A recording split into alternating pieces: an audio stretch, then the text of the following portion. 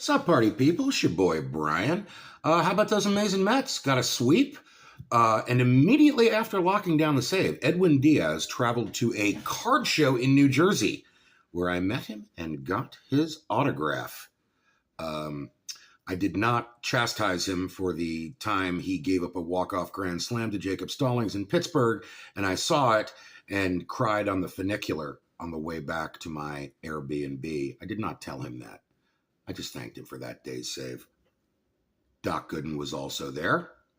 John Franco was not there. I got his autograph last year, but now this is like my Mets pitching autograph ball, and that makes me happy.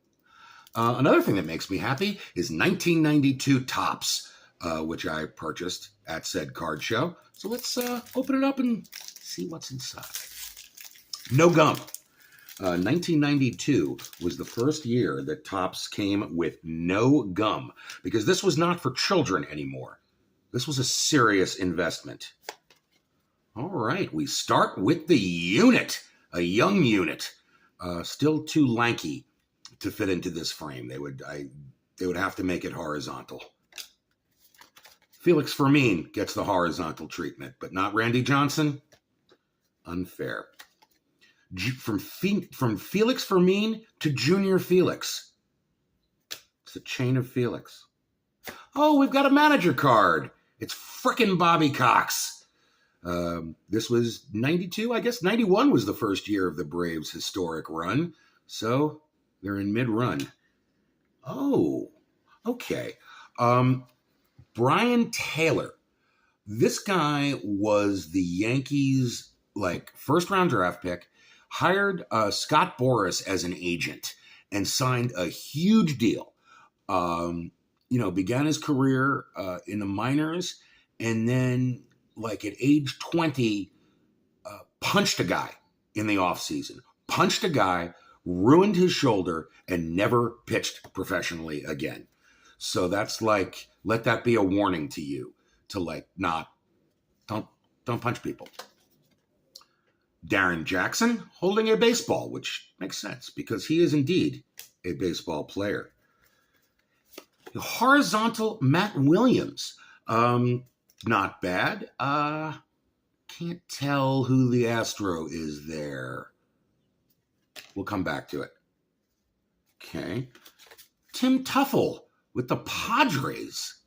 I don't remember him as a Padre, but that picture is indeed taken at Shea Stadium. Bert Blyleven, still going strong in 1991. Rick Albert Blyleven. That was his birth name in the Netherlands, home of honkball. Bryn Smith. I remember him pitching for many years. I think he was an Expo, and he just had a good red beard.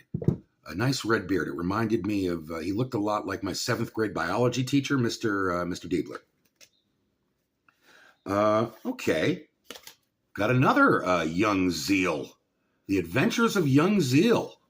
Good stuff. Stan Javier with a cameo by Mariano Duncan. Mike Moore. Hey, it's Mike Moore.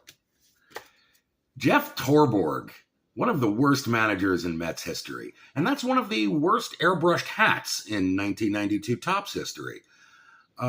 Terrible manager on a terrible team. 1992 Mets, worst team money could buy. Passed away last year, and Howie Rose told a funny story about how he was back at Citi Field and he saw the busts for the Mets Hall of Fame, and he said, they should put in one of me. I was the biggest bust of them all. No, you weren't, Jeff. That was Vince Coleman. Dale Swaim. It's fun to say.